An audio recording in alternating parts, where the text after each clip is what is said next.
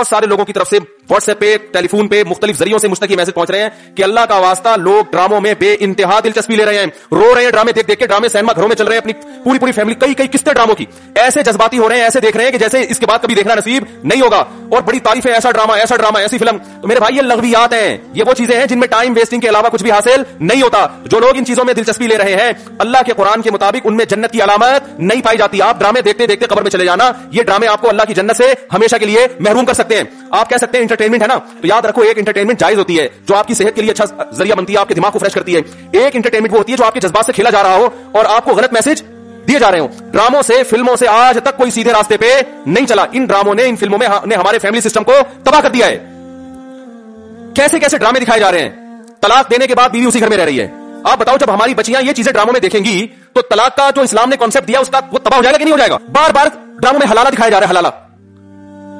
تو کیا میسج جائے گا ان جوان لڑکیوں اور لڑکوں کو جو یہ سب چیزیں دیکھ. مجھے ایک بات بتاؤ, میرے ایک دفعہ بیان شروع ہوئے, کچھ وقت میں نے طلاق کا جائز طریقہ بیان کیا تھا, اسلام میں جائز طریقہ کیا ہے. میں نے 2-3 قسطیں ریکارڈ کروائی, کمپلیٹ کیا, اس کے بعد 1 سال تک موضوع نہیں چھیڑا. لوگوں نے مجھے کہا دوبارہ, میں نے کہا نہیں, کیونکہ ایک چیز کو جب بار بار لوگ سنتے ہیں, چاہے وہ صحیح سینس میں بھی سنیں, ان کی نظر میں وہ چیز ہلکی ہو جاتی ہے. میں نے کہا بار بار ایک ٹاپک چھیڑوں گا تو ایسا نہ گھر میں طلاقیں شروع ہو جائیں. سمجھ میں آ رہی ہے بات؟ اور بھائی ایک چیز کتاب کی حد تک شریعت نے بتا دی, ایک دفعہ بتا دی, بار بار اسی کو, تو کیا ہوتا ہے, آپ ایک چیز کو بار بار جب سنو گے تو جو چیز انسان بار بار سنتا ہے زبان پر وہ ہلکی ہو جاتی ہے. میں نے کہا اس سے گھروں میں طلاق کا ریشو بڑھنے کا خطرہ کم نہیں ہوگا, ایک چیز کو بار بار ریپیٹ کیا جائے. تو بتاؤ ڈراموں میں بار بار طلاقیں دکھائی جا رہی ہے کہ نہیں دکھائی جا رہی ہیں. فلاں کی پھٹا ہوا, اس نے اس کو طلاق دے دی, ڈیورس پیپر بھیج دیا, وہ طلاق دے, اس نے وہاں شادی کر لی, ادھر طلاق لے لی, ادھر آگے حلالہ ہو گیا, فلانا ہو گیا, ڈمکانا ہو گیا. جب یہ چیزیں گھروں میں چلیں گی, آپ کو کتنا ہی اچھا ڈرامہ لگے, تو یاد رکھو آپ کی نسلیں تباہ ہو جائیں گی. مائیں بچیوں کو سکھاتی تھی, بیٹا ڈولی جا رہی ہے تو اب جنازے کی کھٹولی آئے گی واپس.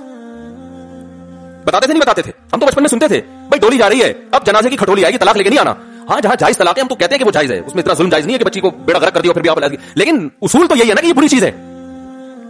جب بار بار کلچر میں یہ چیز دکھائی جائے گی, شوہر نے تھپڑ مارا بیوی کو, وہ عدالت چلی گئی کھلا لینے کے لیے. ہر گھر میں تھپڑ بھی ہوتا ہے, ہر گھر میں گالی گلوچ بھی ہوتا ہے, یہ تو نارمل چیز ہے. تھپڑ مارنا صحیح نہیں ہے, اچھا کام نہیں ہے کہ شوہر بیوی پہ ہاتھ اٹھائے, لیکن سب کچھ ہوتا ہے گھروں کے اندر, وہ بعد میں سب سیٹ ہو جاتا ہے. لیکن ڈراموں میں جب دکھایا جائے گا شوہر نے بیوی پہ تھپڑ اٹھایا, ہاتھ اٹھایا اور وہ چلی گئی عدالت سے کھلا لینے, تو کل کس مرد نے غصے میں کسی عورت پہ ہاتھ اٹھا لیا تو عدالت کا دروازہ نہیں کھٹکھٹائے گی کیا؟ اس تھپڑ کی تلافی 100 دفعہ ہو سکتی ہے, مت منا سکتا ہے, لیکن عدالت سے جب ڈیورس ہوگی اس کی تلافی نہیں ہوگی.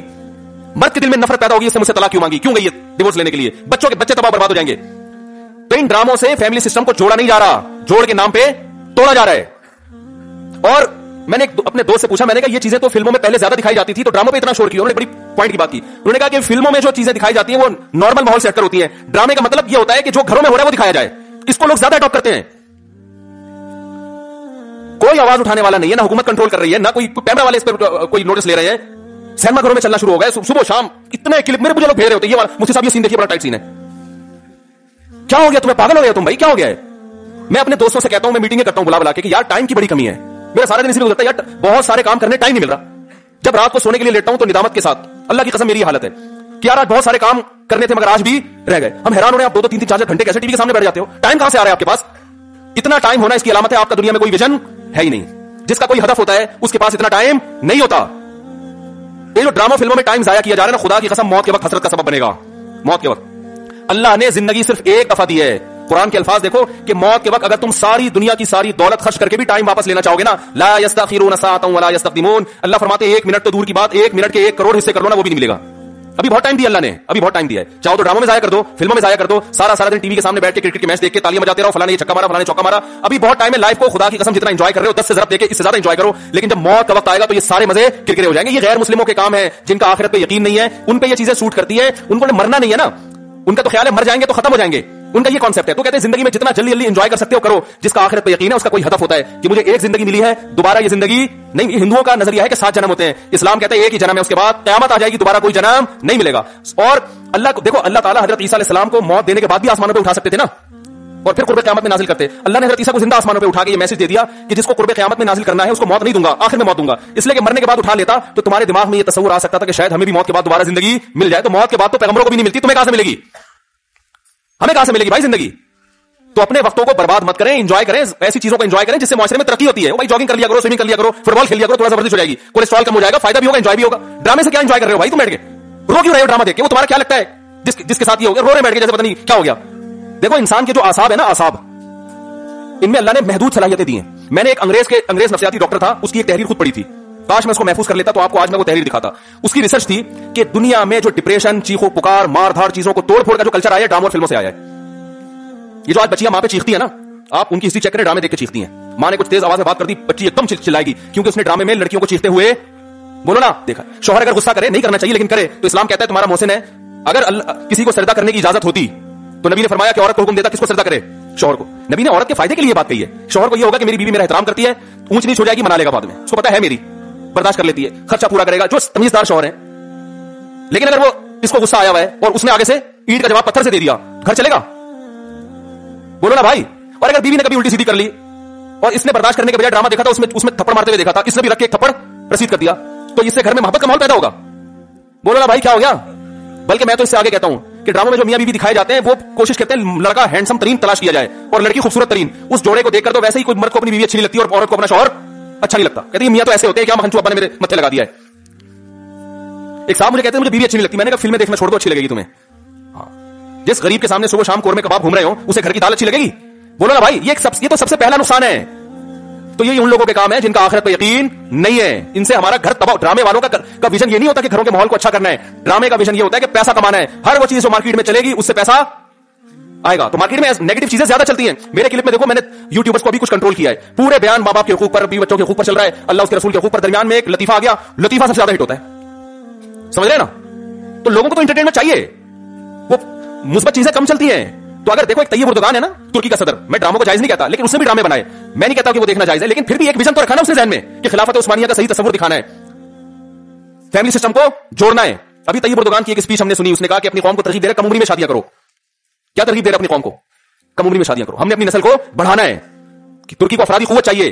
जब नस्ल बढ़ेगी तो हमें फौज में जवान ज्यादा मिलेंगे, हमें साइंसदान ज्यादा मिलेंगे, हमें ताजिर ज्यादा मिलेंगे, तुर्की मजबूत होगा। एक विजन होगा तो ऐसी तकरीर करेगा। विजन नहीं है तो आपका मकसद सिर्फ दौलत, पैसे कमाना, मगरबी ताकतों को खुश करना, तो वो पैसे तो इन ड्रामों ने बहुत कमाए। लोग कह रहे हैं बड़ा करोड़ों अरबों रुपए का बिजनेस कर लिया ड्रामे ने। मैं कहता हूं भाई, बिजनेस अरबों रुपए का कर लिया मगर कल्चर का बेड़ा गर्क कर दिया।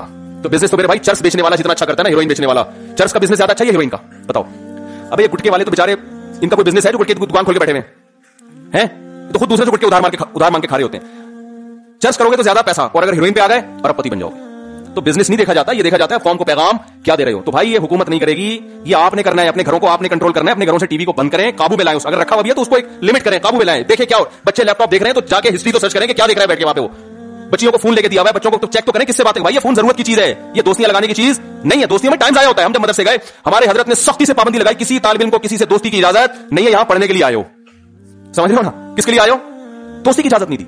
हाँ, किसी से मुनासबत होती है, वो एक अलग बात है, इंसान गपशप कर लेता है, बस इस हद तक। शेखुल हदीस मौलाना ज़करिया रहमतुल्लाह ने लिखा है ना कि मैं ज़ोहर की नमाज में किसी के साथ खड़ा होकर, असर में भी उसी के साथ, तो मेरा अब्बा पूछते तुम्हारा क्या लगता है, बार बार इसी के साथ क्यों खड़े हो रहे हो, क्या लगता है तुम्हारा? ये तो एक विजन होता है भाई। उस विजन में अगर कोई दोस्ती भी आ रही है तो ठीक है, उसको भी लेके चलो। लेकिन हर वो दोस्ती जो उस विजन से आपको हटा रही है, भाई पहले विजन है, पहले मकसद है, पहले मंजिल है, बाकी चीजें बाद में। आप ट्रेन में जाते हुए आपकी दोस्ती हो गई वसीम भाई से बड़ी जबरदस्त, उसने मुल्तान में उतरना, आपका विजन पेशावर है, अब आप मुल्तान में उतर गए उसके साथ। भाई दोस्त पहले होता है, दोस्त पहले भाई, ठीक है फिर चले जाओ। अगर इतना अच्छा है तुम्हें अपने घर में बिठा लेगा और चाय पिला के सारी जिंदगी वही ठिकाना दे देगा तो चले जाओ। अगर आपको पता है इतना लिफ्ट ये दोस्त नहीं कराएगा तो भाई बहुत अच्छी दोस्ती थी, अस्सलाम वालेकुम, बदली गली से निकलो बस।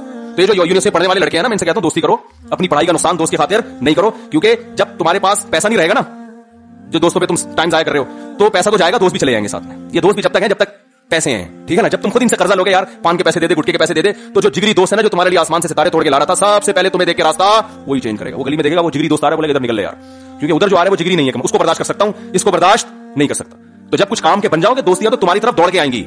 समझ रहे हो कि नहीं समझ रहे? फिर तुम्हारे पास लिफ्ट कराने का टाइम नहीं होगा, तो अपने आप को कुछ बना लो मेरे भाई। ड्रामों में टाइम जाया नहीं करो, फिल्मों में टाइम जाया नहीं करो, ये तो कमाने के धंधे, इनको कमाने दो। तुम अपना पैसा इन पे क्यों खर्च कर रहे हो भाई? तुम किसी और चीज पे खर्च करो यार। ये जो मैंने ड्रामो फिल्मों की बात कर रहा हूं कि लोग टाइम जाया कर रहे हैं, देखो टाइम जाया करने की दो किस्में होती हैं। कुछ तो हमारे नौजवान छड़े छाट होते हैं जो सिर्फ इसलिए फुहश फिल्में देखते हैं अपनी यानी हराम ख्वाहिश को पूरा करने के लिए। इनको आदत पड़ जाती है, लत पड़ जाती है। इनको मैं कहता हूं भाई चलो गुनाह हो गया, तौबा का दरवाजा खुला हुआ है, उसमें पढ़ते ना चले जाओ, तौबा की कोशिश करो। तौबा कर ली, फिर तौबा टूट गई, दोबारा तौबा करो, 10 बार तौबा करो। गुनाह करते हुए शर्म आनी चाहिए, तौबा करते हुए शर्म नहीं आनी चाहिए। माहौल ऐसा है, बहुत से लोग इसमें मुब्तला हुए हैं। तौबा का दरवाजा अल्लाह ने खोल दिया, वापस पलटाओ, वापस आ जाओ। मायूसी नहीं है कि एक दफा किसी से गुनाह हो गया तो अब वो बस आप उसे नजरें फेर लें और उस पर लानतें भेजना शुरू कर दें, या वो अपने आप को कहे मैं तो खत्म हो गया, मैं तो ना ना ना ना। अल्लाह की रहमत है, सबक़त रहमती अला ग़ज़बी। अल्लाह फरमाते मेरी रहमत मेरे गुस्से पर गालिब है। आजा, वापस आजा।